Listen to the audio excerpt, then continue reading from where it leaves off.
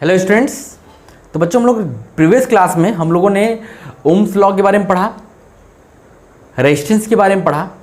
अब हम लोग कुछ क्वेश्चंस करते हैं जो पोटेंशियल डिफरेंस, पोटेंशियल और ओम्स लॉ पे बेस्ड होंगे, ताकि हमारा रिवीजन भी चलता रहे। जो हम फॉर्मूले पढ़ते हैं उस पर अप्लाई करना हमें आना चाहिए। ठीक है, तो ये सर्टेन क्वेश्चंस दिए गए हैं बोर्ड पे, हम एक एक करके सारे क्वेश्चंस को डिस्कस करेंगे। चलिए पहला क्वेश्चन पढ़ते हैं बच्चों। पहला क्वेश्चन कहता है what is the work done required to move a charge of 2 coulomb. सबसे पहले गिवन लिखा कीजिए आप, क्या गिवन है। चार्ज दिया हुआ है, मतलब क्यू दिया है 2 कूलम। ठीक, through a potential difference of 12 volt, और पोटेंशियल डिफरेंस आपको 12 वोल्ट दिया है। कहता है what is the work done. हम लोग फॉर्मूला पढ़ते हैं V is equal to W by Q. Potential की डिफिनीशन ही पढ़े थे कि पोटेंशियल क्या होता है, work done per unit charge. किसी चार्ज को, यूनिट चार्ज को इन्फिनिटी से किसी पॉइंट तक लाने में जो वर्क डन करना पड़े वही उसका पोटेंशियल होता है। तो यहाँ पे अगर 2 पॉइंट के बीच में, एक पॉइंट से दूसरे पॉइंट तक अगर चार्ज को ले जा रहे हो, इन पॉजिटिव चार्ज को, तो जो वर्क डन करना पड़े वही हमारा क्या होता है, इलेक्ट्रिक पोटेंशियल डिफरेंस होता है। तो यहाँ पे V दिया है, Q दिया है, तो यहाँ से W नहीं निकल जाएगा। W इज इक्वल टू क्या हो जाएगा, VQ। V हो गया 12 इंटू Q हो गया 2, दैट मीन्स 24। अब यूनिट जरूर लिखेंगे, यूनिट क्या होता है वर्क डन का, जूल। आंसर देखो, क्वेश्चंस करने के तरीके होते हैं, आराम से करोगे तो 1 लाइन 2 लाइन में हो जाएगा। हमें प्रैक्टिस करनी पड़ेगी उसके लिए। ठीक है, चलिए अगला क्वेश्चन लेते हैं। अगला क्वेश्चन एक ऑब्जेक्टिव टाइप क्वेश्चन है। क्वेश्चन को बहुत ध्यान से हम लोग पढ़ेंगे, फिर इसको करेंगे। कहता है the electric potential at a point is a is 10 volt. मतलब VA आपको दिया है 10 वोल्ट, ए पॉइंट पे पोटेंशियल दिया है, एंड बी पे दिया है VB minus 10 volt. Then work done by the external agent carrying the charge of 1 into 10 to the power Q दिया है आपको, और कहां से जा रहा है, A से B जा रहा है। चार्ज ये है, इस चार्ज को A से B तक ले जाना है। मतलब फाइनल B हो गया, इनिशियल A हो गया। तो वर्क डन पूछा है। ठीक, तो देखो हमने बोला था कि वर्क डन क्या होता था, फाइनल A से B, final potential minus initial potential, VB minus VA। Final तो A से B पे जा रहा है तो B फाइनल हो गया, A इनिशियल हो गया। ये जो पोटेंशियल का डिफरेंस आया ये किसके इक्वल होता था, वर्क डन के और पर यूनिट चार्ज के, यूनिट चार्ज के। अब यहां पे देखो क्या दिया है, VB आपको दिया है -10, VA आपको दिया है 10, तो ये भी -10 हो जाएगा। W हमको निकालना है, और Q आपको दिया है 1 इंटू 10 टू दी पावर -6, तो ये हो गया -20। तो W की वैल्यू हो गई -20 into 10 to the power -6 joule. क्या कोई दिक्कत? तो ऑप्शन नंबर कौन सा आया, B। ठीक है, तो ये आपका क्वेश्चन। देखो क्वेश्चन कैसा भी हो, लेकिन अगर आपको फॉर्मूला अप्लाई करने आ रहा है, क्वेश्चंस को पढ़ के समझने में आपको दिक्कत नहीं हो रही, तो क्वेश्चन बड़े आसानी से साथ हो जाएंगे। ठीक, चलिए अगला क्वेश्चन देखिए। ये बहुत मजेदार क्वेश्चन है और 99% बच्चे गलती करते हैं। कहता है what is the total potential difference of battery. इस बैटरी का टोटल पोटेंशियल डिफरेंस कितना है ये बताना है। यह 6 वोल्ट, 3 वोल्ट, 3 वोल्ट, 3 वोल्ट। अब कोई बच्चा ये बोलेगा कि ये 6 वोल्ट हो गया, बैटरी ये पहले पॉजिटिव निगेटिव होता है, और ये तीनों सेम है, 3 3 6 9 हो गया, ये 6 प्लस -9 -3 वोल्ट सही है। तो कहेगा C ऑप्शन सही है, मार के चलाएगा, और उसका क्वेश्चन हो जाएगा गलत। ठीक, देखो बैटरी टर्मिनल किधर भी हो उससे कोई मतलब नहीं, पोटेंशियल डिफरेंस थोड़ी बदल जाएगा। तो अब देखो ये 6 वोल्ट, इसका पॉजिटिव निगेटिव है, और ये इन दोनों का 6 वोल्ट, ये इससे कैंसिल हो गया, बचा कितना 3 वोल्ट। ये पॉजिटिव इधर और निगेटिव इधर, उससे कोई मतलब नहीं है। ठीक, तो इसका मतलब आपका आंसर क्या होगा 3 वोल्ट। ज्यादा दिमाग भी कभी कभी नहीं लगाना चाहिए, आराम से क्वेश्चन हो रहा है होने दीजिए, उसमें दिमाग अपना खर्च नहीं करना चाहिए। ठीक, चलो आगे बढ़ते हैं। अगला क्वेश्चन आपसे कहता है कि how much current is drawn by N electric heater. एक इलेक्ट्रिक हीटर है, उससे कितना करंट ड्रॉ होगा। वो हीटर 220 वोल्ट लाइन पे चल रहा है, और जब हीटर गर्म होता है तो उसका रेजिस्टेंस है 50 ओम। तो कुछ तो नहीं, सब कुछ तो दिया ही है, सब कुछ तो दिया है आपको। वोल्टेज दिया है 220, रेजिस्टेंस दिया है 50, करंट पूछ रहा है तो V is equal to I R, आप पढ़ ही चुके हो ओम्स लॉ। तो I इज इक्वल टू क्या हो गया, V अपॉन आर हो गया बच्चा। B हो गया 220 अपॉन आर हो गया 50, 0 0 मर गया, 5 चौके 20, 4.4 एम्पियर। ये हमारा आंसर आ गया। क्या इस क्वेश्चन में कुछ ऐसा था जो बहुत कॉम्प्लिकेटेड था? नहीं, छोटा सा बच्चा सा चिट्टू सा टिच्चू सा क्वेश्चन था। ठीक है, नोट कीजिएगा क्वेश्चंस, फिर आगे कुछ और क्वेश्चंस लेते हैं। चलिए एक छोटा सा क्वेश्चन और लेते हैं। क्वेश्चन देखिए क्या कह रहा है, find the work done in moving a charge of 10 coulomb.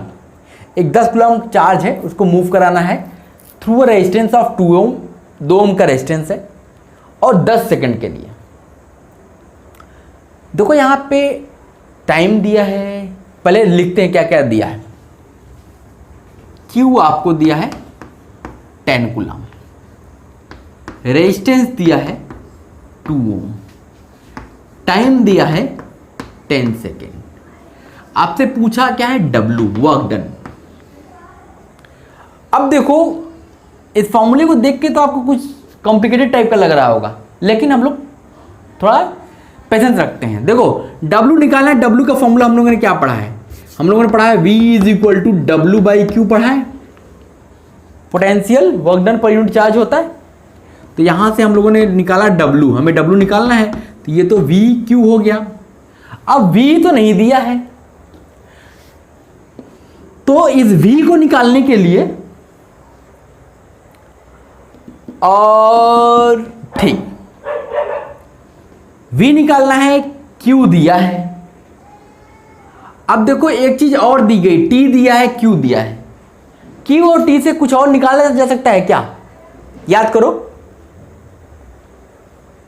कुछ और निकाल सकते हो क्या? देखो Q इज इक्वल टू हम लोग पढ़ते हैं IT, याद करो Q is equal to I into T. अब Q is equal to I into T होता है ना, तो यहां से Q is equal to I T लिखिए। तो यहां से हम लोग I निकाल सकते हैं क्या, I is equal to Q upon T. Q की वैल्यू कितनी दी गई, 10 कूलम। T कितना दिया गया, 10 सेकेंड। 10 से 10 मर गया, I की वैल्यू क्या आ गई, 1 एम्पियर। देखो एक चीज हमारे पास निकल के आ गई, क्या, करंट आ गया 1 एम्पियर। अब करंट आ गया और V नहीं पता है, लेकिन R पता है, तो V निकल जाएगा क्या, V देखो V इज इक्वल टू क्या होता है, I इंटू आर होता है। I आपने 1 एम्पियर निकाल ली, R आपको दिया है 2 ओम, तो V की वैल्यू क्या आ गई, 2 वोल्ट। जब V निकल गया और Q आपको पता ही है, तो यहां पे VQ की वैल्यू रख दीजिए। देखो V की वैल्यू आ गई 2 वोल्ट, Q की वैल्यू है 10 कूलम, तो ये आ गया 20 जूल। ये देखिए एक क्वेश्चन थोड़ा सा इधर उधर था, मतलब आपको सारे चीजें मेमोराइज हो गई इसमें। Q is equal to I T का फॉर्मूला लग गया। ठीक, तो ऐसे भी क्वेश्चन हो सकते। क्वेश्चन तो एक लाइन का था, लेकिन थोड़ा सा आपको सोचने पे मजबूर कर दिया इसने। ठीक है, तो क्वेश्चन ऐसे भी हो सकते हैं, इसलिए कोई दिक्कत वाली बात नहीं है, आराम से हैंडल करोगे सब कुछ हो जाएगा। ठीक। नोट कीजिए, फिर और क्वेश्चन हम लोग लेते हैं। चलिए बच्चों, एक और क्वेश्चन लेते हैं। देखिए क्वेश्चन क्या कहता है, थोड़ा क्वेश्चन को एक बार पढ़िए पहले ध्यान से। कहता है the potential difference between the terminals of an electric heater is 80 volt. जो पोटेंशियल डिफरेंस है वो आपको 80 वोल्ट दिया है।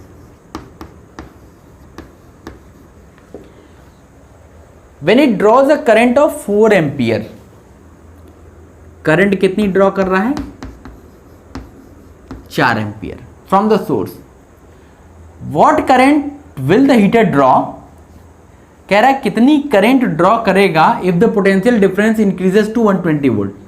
मतलब इसको V1 मान लेते हैं, इसको I1 मान लेते हैं, तो कह रहा है V2 अगर 120 वोल्ट हो जाए तो कह रहा है I2 बताइए।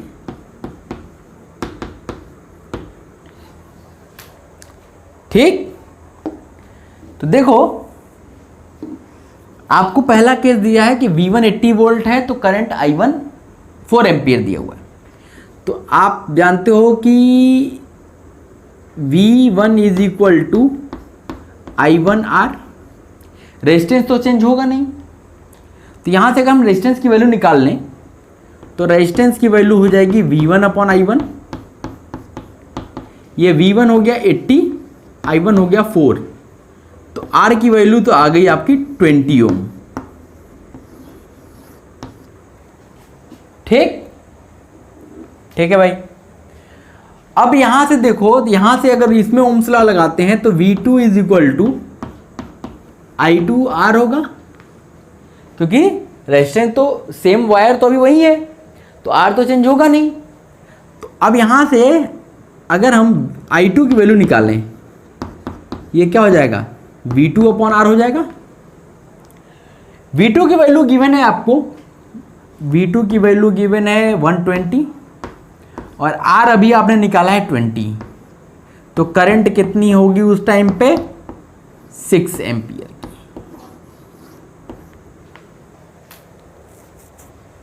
ठीक है, तो करंट कितनी मिल गई? 6 एम्पियर की। इसको आप ऐसे भी कर सकते थे, V1 is equal to I1R, तो यहां से V1 upon I1 is equal to R कर दिया। इसको इक्वेशन 1 बना दो, यहां लगा देते कि V2 is equal to I2R, तो V2 upon I2 is equal to R। इसको इक्वेशन 2, दोनों को कंपेयर कर दो तो ये हो जाएगा V1 upon I1 is equal to V2 upon I2।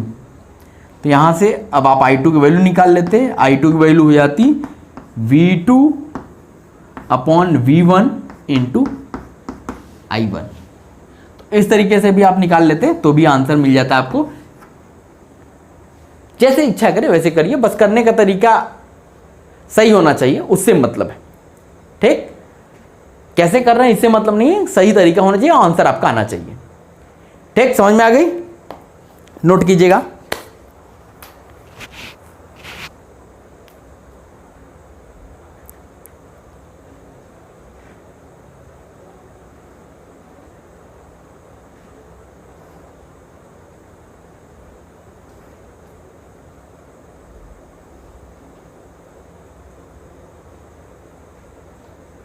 हो गया?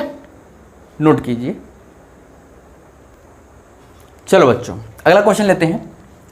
कहता है a torch bulb when cold has 1 ohm resistance. जब टॉर्च का बल्ब था, जब आप जलाए नहीं हो, तो उसका रेजिस्टेंस 1 ओम था। It draws a current of 0.3 ampere when glowing from a source of 3 volt. जब आपने इस टॉर्च में 3 वोल्ट का बैटरी लगा दिया, 1.5 वोल्ट की 2 बैटरी लगा दी और टॉर्च को जला दिया। जब ये जल रहा था तो इसने 0.3 एम्पियर की करंट ड्रॉ की। Calculate the resistance of the bulb. अब कह रहा है कि आप उस बल्ब का रेजिस्टेंस निकालो जब वो जल रहा था, और बताओ and explain the reason for difference in resistance. और बताओ कि पहले जो रेजिस्टेंस था, अभी जो रेजिस्टेंस निकाले हो, दोनों में अगर डिफरेंस आया तो क्यों आया, इसका रीजन पूछ रहा है। चलो भाई बताते हैं। सबसे पहले व्हेन बल्ब इज ग्लोइंग, जब बल्ब जल रहा था तो करंट कितना लिया इसने, 0.3 एम्पियर का करंट लिया, और सोर्स कितना है, वोल्टेज 3 वोल्ट की बैटरी लगी है। तो अगर हम इस टाइम पे रेजिस्टेंस निकालें तो V is equal to I R से R की वैल्यू निकालें तो ये हो जाएगी V अपॉन आई। V की वैल्यू है 3 वोल्ट, I की वैल्यू है 0.3, तो R की वैल्यू कितनी आई,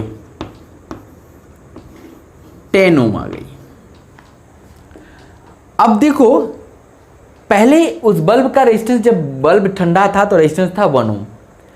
अब जब बल्ब जल रहा था तो उसका रेजिस्टेंस हो गया 10 ओम। तो पूछ रहा है ये कि ऐसा क्यों हुआ, ये रेजिस्टेंस का डिफरेंस क्यों आया, बल्ब तो वही है, उसमें लगा वायर तो वही होगा, तो रेजिस्टेंस क्यों बदला। तो देखो रेजिस्टेंस बदलने का रीजन ये है कि जब उसमें से करंट फ्लो हो रही है, जब उसमें से करंट फ्लो हो रही है तो करंट को वो पूरी तरह से फ्लो होने तो दे नहीं रहा है, रेजिस्ट कर रहा है। जब रेजिस्ट कर रहा है तो इसका मतलब अब वो धीरे धीरे क्या होगा, हीट होगा, गर्म होगा। क्यों गर्म होगा, जैसे ऐसे समझो, जैसे आप देखना कि पानी है, पानी फ्लो हो रहा है, एक पाइप है, इतना मोटा पाइप है, इसमें से पानी फ्लो कर रहा है। अब उस पाइप को इतना पतला कर दो, इधर मोटा पाइप देखो, ऐसे करो, ये पहले था ऐसा पाइप,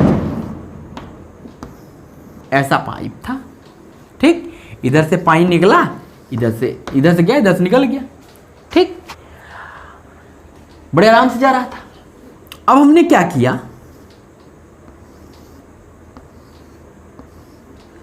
अब हमने इसका छेदा यहां पे कर दिया बहुत ही पतला,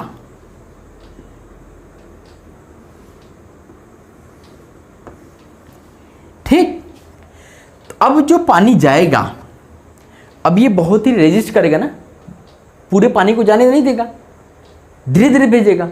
तो जब धीरे धीरे भेजेगा तो ये धीरे धीरे क्या हो जाएगा, प्रेशर बहुत ज़्यादा है, प्रेशर बहुत ज़्यादा है, तो इसकी वजह से थोड़ा सा क्या हो जाएगा, हीट हो जाएगा। तो यही चीज़ उस केस में भी है, बल्ब के केस में भी है कि जो वायर है उसका कुछ न कुछ रेजिस्टेंस था, 1 ओम का रेजिस्टेंस था, 1 था। तब जब वो जलना शुरू किया तो करंट उससे जाने लगी। अब करंट पूरी नहीं जा पा रही है, रेजिस्ट कर रहा है, वो करंट को रोकने का काम कर रहा है, तो क्या होगा, जब करंट पूरी नहीं जा रही तो उस वायर धीरे धीरे गर्म होगा। उस गर्म होने की वजह से उसका रेजिस्टेंस क्या होता है, बढ़ जाता है। तो ये जो रेजिस्टेंस का डिफरेंस आया, तो लिख लीजिए रीजन में, डिफरेंस इन रेजिस्टेंस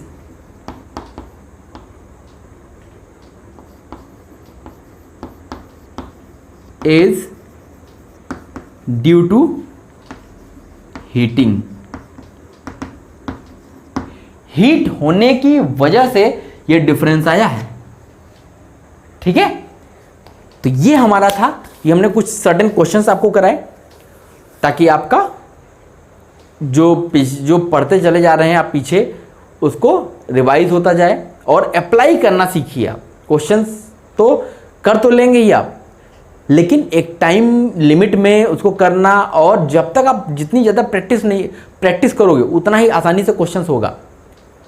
जल्दी ही मैं आपको एक क्वेश्चन बैंक दे दूंगा, बहुत ढेर सारे क्वेश्चंस का, आप उसको करते रहो आराम से, फिर उसको हम लोग डिस्कस भी करेंगे क्लास में, ठीक है बच्चों। तो आप एक बार लेक्चर को गो थ्रू कर लो, गो थ्रू करने के बाद जो क्वेश्चंस किए गए हैं, कराए गए हैं, उसको एक बार देख लो। फिर उसके बाद एनसीईआरटी में जो क्वेश्चन सॉल्व एग्जाम्पल्स हैं या अनसॉल्व क्वेश्चंस हैं उसको करने की कोशिश कीजिए। जो जो टॉपिक खत्म होते हैं उसको क्वेश्चंस करते जाइए। नहीं होंगे फिर हम लास्ट में एनसीईआरटी के क्वेश्चन को डिस्कस करेंगे, ठीक है। लेकिन आप करो, रेगुलरिटी मेंटेन रखो, तभी हो पाएगा, ठीक है।